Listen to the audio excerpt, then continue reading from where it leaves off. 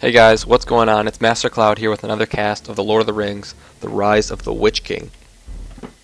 Today's replay is going to be on the map called Dylan's Dwelling. This is a user-created map that I created myself with my friend Dylan, thus the name Dylan's Dwelling. And it is a 3 versus 3 map, so as this game gets underway here, I'm going to go ahead and introduce the players up in the spawning. In the top left-hand side, it is going to be SunnyCrow, and he's going to be spawning as Isengard. Now in the center, we are going to have Zorro spawning as the dwarves, and their final ally spawning in the top right is another Isengard. This is going to be Noob. So Noob, Zorro, and SunnyCrow along the top, 2 Isengard and 1 dwarf. Now their opponents across the way here, across from Noob is going to be Stormcrow spawning as Isengard. Across from Zorro is going to be myself, Cloud, spawning as the goblins. And finally in the lower left-hand side, we have Bradloo spawning as Mordor. Now just a quick note on this map. Of course you do have the top and bottom lanes, which of course house the 3 teammates. And then in the center you have a very straight sort of I don't know, land connector or something. I guess huge land bridge connecting the 2 sides. This is, of course, a great place to build mines, to utilize for farm space. However, controlling as much of the middle as possible is essential for getting that extra income, which, of course, can put you ahead of your opponent.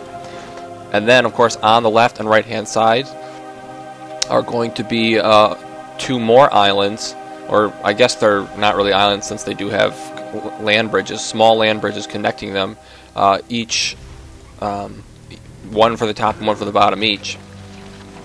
And of course these islands very important also in terms of mining, in terms of farmland, so it's critical that each of the races try and get out here and capture these islands in terms of controlling them from their enemies.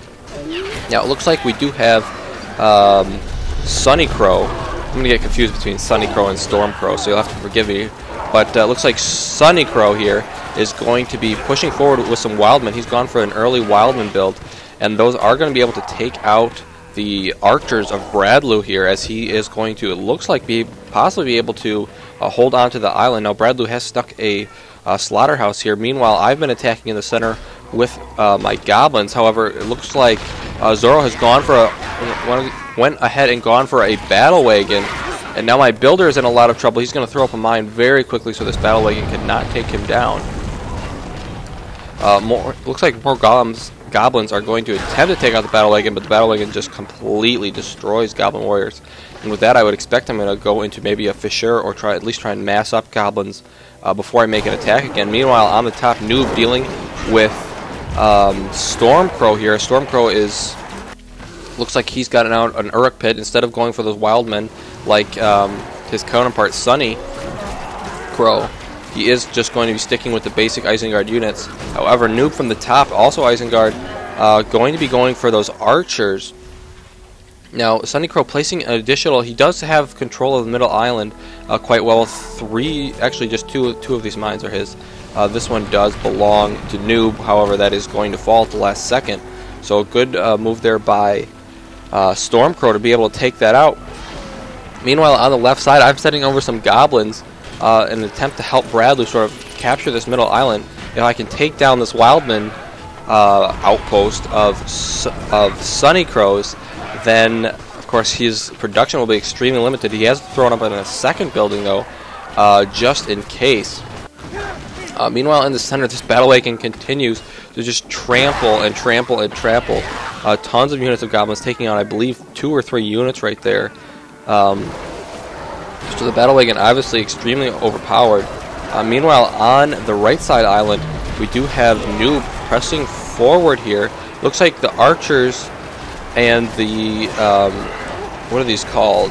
Uruk of Stormcrow are attempting to continue to take out this mine, which was rebuilt by Noob. More archers coming out now should be able to clean up the rest of Noob's forces here. And especially with that mine going down, Noob does seem to be in a little bit of trouble. Stormcrow now able to actually added an additional mine to the center island, so he's making a ton of money. For the most part, I have the center as the goblins. I have up to 5 units of goblins inside that mine. Bradloo actually not doing it too bad of a job either, able to hold on to the center island. Well, sort of. Actually, it looks like he might be falling back now. As SunnyCrow continues to push forward, he has tons and tons of wildmen, and there just are not enough archers out for Bradloo in order to deal with this. And actually, SunnyCrow here, able to push Bradloo all the way back, might be able to even take out his orc pit here, as this battle wagon from Zorro is assisting in the destruction of Bradloo's forces here. And Bradloo deciding to go for a hero. It's time to go for a hero instead of the troops that are just not working against this Isengard strategy, as there are several war pits now in the center. Now a huge group of goblins from myself is going to be moving out here. Can they cause this battle wagon to get stuck in the center of them so they can take it out? The answer is maybe. Looks like they're going to be able to do some damage to that, but not nearly enough to actually kill it. So that battle wagon will continue to survive. Now they do, of course, run into the Guardians, but with 2 battle wagons here, I don't even know if this amount of goblins can do the damage they need in order to survive, and definitely not. Although Azog is in here, and he does manage to take out one of the battle wagons. However, with only Azog remaining, oh, pardon that, or never mind, forget about that, because here shows up another group of 3 units of goblins. Of course, the battle wagon, realizing that it now has fodder for its wheels and warthog or whatever drives this thing, is going to return Azog up to level 4. Meanwhile, I have up to 4 goblin mines just spamming goblins at this point. On the right-hand side, Stormcrow now completely in control of the center island. Noob has been pushed back to his sort of strait here that connects the 2 lands, and he's attempting to hold off as best as he can with these warg pits, or warg sentries, which can be pretty effective in sort of delaying a push. Meanwhile, on the right-hand side, Bradloo in a lot of trouble, has had to place up an additional orc pit back here, as his previous one got destroyed. Looks like Gothmog actually fell from all of the wildmen. These wildmen continue to get great surrounds on these buildings, so Bradloo is going to be in a lot of trouble in terms of not being able to make enough income, and SunnyCrow going to be in a great position as more wildmen. He still has those 2 troops in the center, plus he has now pumped out Lurts.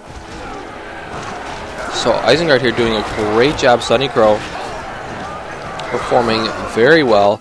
Now, is Bradloo going to get any help from me? It looks like I'm done helping him at this point, as I'm trying to push forward to deal with the forces of the dwarves, to deal with Zorro, and possibly put some pressure on SunnyCrow afterwards from the side. The problem is, of course, that the dwarves still have battle wagons, so I am trying to focus down their forge works here, which should prevent them from building any more battle wagons for a while, and that battle wagon actually falls as it runs right into Azog. However, the dwarves up to 10 points can do that summon, go ahead and summon these Men of Dale, which should help clean up the remainder of these troops. Looks like Azog will go down here, and I don't believe I'll be able to get that mine. Yes, indeed, Azog will go ahead and fall. So my attack there in the center has failed. Of course, I have pushed him back quite far. But at the same time, the attack by SunnyCrow on Bradloo continues to prevail. Lurt's now in the back, dealing tons of damage, just picking off troops one at a time, especially with all these Isengard troops. And now SunnyCrow actually building a warg sentry on the land of Bradloo here. Now, one good thing about this is the fortress should be able to hold this attack off for a little while. But with 3 units of Wildmen and Lurts here, it's certainly going to be close if he can hold on. I would assume Gothmog is back on the way, but then again, Bradloo only has 1 farm remaining. So it's not like he's making a lot of income here. So he may be in a little bit of trouble here in terms of losing this. I think this fortress is going to be able to withstand. Meanwhile, I'm again making attack from into the center. However, with so many Dwarven warriors out now, it's going to be extremely hard to counteract this with just goblins. I'm going to need goblins heroes. I'm going to need the Goblin King. I'm going to need Azog, maybe need Drogoth, the Dragon Lord. It looks like Bradloo's fortress will indeed survive here, as all of these Isengard troops are now just amassing outside the fortress, preparing for one final strike. Bradloo attempting to hold on as long as he possibly can. Meanwhile, on the right-hand side, actually Bradloo goes ahead and throws up a couple of buildings on the far right-hand side, just planning on losing his fortress at this point, just attempting to sort of make a final stand here. And actually Lurtz might go down. He was still attacking the fortress this entire time, and he will go ahead and fall, so that's a great victory for Bradloo. Should hold off that push just a little bit longer. Meanwhile, my forward for sure might actually go down, as the goblins, realizing this, turn around and attempt to engage the dwarves here, but it's not going to be fast enough. Did the unit of half-troll marauders get out? Yes, they did. And actually more goblin pits here on the center island, so it's just goblin spam right now from Cloud. Now Prince Brand is out, and that slam shot arrow should deal a lot of damage to these goblins, however, not before they're able to take out all the dwarves here in the center. However, calling my forces back in order to attempt to save my Fisher did make me sacrifice one of my forward mines up here. This one also in danger, although several goblins pour forth from it at the moment. Finally, Azog has returned to the field, now up to level 9. But more importantly, it looks like Bradloo's fortress might go down here. He has a couple units of archers, looks like 3 total, attempting to take down these units before they take down his fortress. Will it be enough? He has so many units around the back side. Wildman deals such a large amount of damage to buildings that I think they will be able to actually take this fortress down. And with that, Bradloo's hopes of surviving along the left side here are completely gone. Do remember that he does, of course, have this building and those along the right-hand side, so he's not out of the game yet. Meanwhile, the fortress of the dwarves continues to stand strong, as it looks like my goblins attempted to make an attack there. But at this point, I just feel like I'm trying to rush it too much in order to actually take it out. Meanwhile, on the right-hand side, we haven't looked at this in a while, but it looks like Noob here has basically just gone ahead and decided to play defensive. If he can't beat Stormcrow, at least sort of hold him off here, I guess is the strategy, as Stormcrow hasn't really contributed in terms of troops to anyone else's attack. He's basically just doing what I'm doing, which is trying to take out his opponent across the way. Isengard now actually building a siege works up on the left-hand side, possibly going for either the siege ballista or the explosive mine. Very interesting choices here, as this is not something I've seen in any of my casts. No, he is just going to go for the siege ballistas. And with the remaining troops of Bradloo completely gone from the left-hand side of the map, although he does pour out 1 unit of orcs, that's not going to be enough. And he will lose all his buildings on the left-hand side, so that all is going to go to SunnyCrow. Meanwhile, the Goblin King out now for myself, and he's going to be helping these goblins push forward. But is it going to be enough? Azog working on this building, although taking shots from the fortress and Prince Brand. He might actually die before he gets that down. Am I going to go ahead and let him die? I will take that down, and yeah, he's just going to stand there and die. So Prince Brand now up to level 5. The Goblin King continuing to work on these troops up to level 3. But taking a lot of fire, and yeah, he's going to have to pull out. There's just not enough remaining goblins here in order to exact a sort of a strong defense. Bradloo now bringing up his troops, a group of Easterlings as well, along with 2 units of archers in an attempt to help me take out Zorro. However, Zorro is able to stand strong here against these relentless attacks, and especially without his Forge Works now. Of course, he doesn't have that Battle Wagon, so he doesn't have that speed. Looks like these goblins going to attempt to take out this mine, but realizing there was no hope in that, just turn around to engage those Guardians instead. A couple units of Stormcrow actually making it through here, attempting to deal some damage to the archery range of, I believe it's called an archery range, yeah, the archery range of Zorro. But the problem here, of course, Noob has, still has a hold over this area. He actually has fire arrows upgraded now. And with that, I think he should be able to hold off of this attack, as the range units for Stormcrow are lacking. Of course, he has this middle island completely secured, but it's just not going to be enough to hold off. And now the forces of SunnyCrow have finally been built up, and they are going to be moving in. Meanwhile, a huge attack by myself. on the forces of Zorro. Brand gets off a great slam shot, taking out about a half of the troops. And even with the complete surround in this fortress, it is not going to be enough. I would assume he even has building heal in his back pocket if he needs to use it. And even with the forces of Bradloo here helping, it's just not going to be enough. Meanwhile, my fortress in a ton of trouble with, of course, SunnyCrow coming in here with all of these troops, and he is going to be focusing down the fortress. Of course, he has the ballista in the background firing as well. And with that, my fortress is certainly going to fall. We don't have any building heals on this side because we're all evil races. Of course, the only races with building heal, dwarves and men. And with that, with my fortress going down, that's basically going to prevent all of my powers from being used, as well as any heroes from returning to the battlefield, which I don't have any on the field right now, so that permanently removes the ability of heroes until I can get up another fortress. I'm not sure if I have another builder. I might up here somewhere, although the problem is that now that I've returned to my fortress to deal with this problem, the forces of Zorro can make his way forward, and now King Dane is out, and of course you never want to let King Dane get any levels, so I'm going to have to just go ahead and destroy all these buildings as King Dane approaches them, just to reclaim the resources. But it's not going to be enough, as from the right side here, SunnyCrow is just putting on too much pressure. Even with all these goblins, I'm not sure it's enough to take out this many, especially with the ballista in back. I would assume he has more ballistas on the way. No, actually going for another clan steading. So he actually has 2 on the center island, 1 down here, so he's just mass producing wildmen basically. Of course, he does have a couple of Urk warriors in here, Urk pikemen, which of course are very effective against just the raw units of goblins without either the goblin leader or Azog in there to deal the extra damage. Meanwhile, in the center, Zorro continues to push with tons of men of Dale, King Dane, Guardians, Brand, it's all there. Stormcrow on the right-hand side, able to finally sort of break the initial hold here of Noob, but it's just not going to be enough. He just doesn't have the forces here. He doesn't have the heroes to back it up.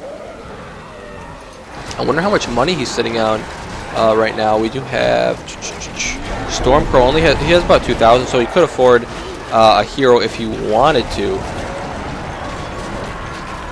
And it looks like actually he has gone for 2 heroes now, realizing that he's got to get some more damage and they've got to get some more beefiness. Actually going for a battering ram to hopefully take down some of these buildings quickly. But at this point, I just feel like it's too little too late. The forces of Isengard, the forces of the dwarves pushing forward, taking control of the center, taking control of the left-hand side. At this point, the battle is lost. All is hopeless, as now Zorro actually diverting some troops to deal with the incursion here on the right-hand side of Stormcrow. Lurks out for Noob as well now, as they might this battering ram, which has a ton of health, might be able to actually take this down. Yeah, it's possible. Yeah, I think it'll get that down. But really, what's that going to do? Prevent the fire arrows upgrade? I mean, at this point, there's bigger problems. Mainly King Dane level 5, mainly Isengard moving in from the left-hand side unopposed. And I only have, he's actually destroyed 3 of them, or all of my goblin caves except for 1, which is of course almost dead itself. And with that, I might actually be defeated. I'm not sure I've built anything else. I don't think I had a builder, most likely because of those early game battle wagons that would have killed most of them. And with the forces of Zorro here, there's just not going to be enough punch for Isengard to punch through. And now his buildings are in danger. Of course, his production structures here near his base. And once they are gone, was I defeated there? I'm not sure what I have left. Yeah, I have been defeated. Hopefully I don't leave the game so I can watch the remainder of this replay. But with that, it is now a 2 versus 1. Of course, Bradloo has been out of this game for quite a while with only a couple of structures, attempting to go for a troll cage. But at this point, the forces of the dwarves and Isengard will reach him now. Upgraded Isengard, as they continue to take out all the production structures here. And the dwarves continuing to push forward. This group getting a little lost running in there. But at this point, I feel like the game is over. Actually, the Watcher goes down. I'm not sure whose Watcher this is. That is SunnyCrow's. But there's the rock drop. on the remaining troops and infrastructure of SunnyCrows, of Stormcrows, and I was assuming that would be by probably the dwarves. I don't think Isengard has no rock drop, so that is by Zorro there.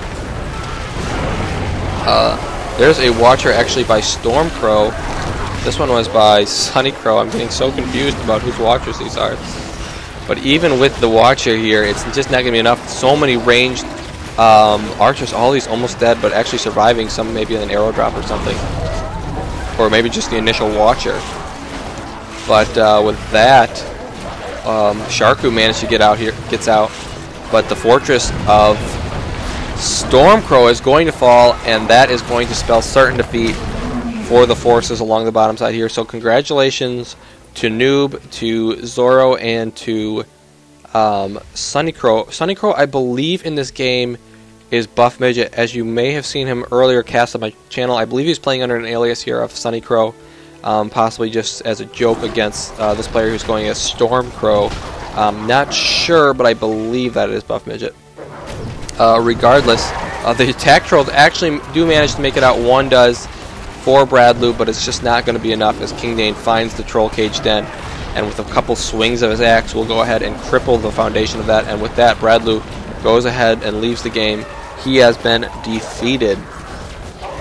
And now, of course, the final stand of Stormcrow here on the center right island. He just wants to live in peace here.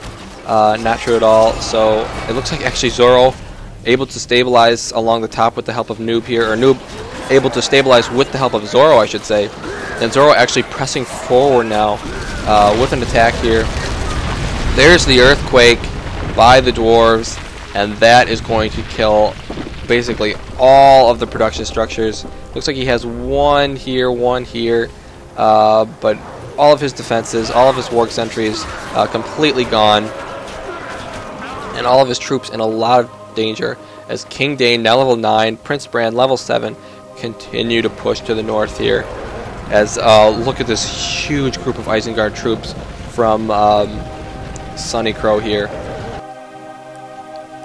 And it looks like SunnyCrow will be the end of Stormcrow as King Dane just takes a couple swings of his axe here. So powerful against buildings. Deals so much damage. As these Isengard troops, along with King Dane, are just going to be completely unstoppable. Sharku attempting to do the best he can, but what is one Warg Rider against the entire force of the dwarves and against his fellow Isengard enemies? And once this falls, that is going to be game over, so congratulations to the other team on winning that game. Guys, I hope you enjoyed this game. Please stay tuned to my channel for more Lord of the Rings, The Rise of the Witch King casts, and I hope to see you all there.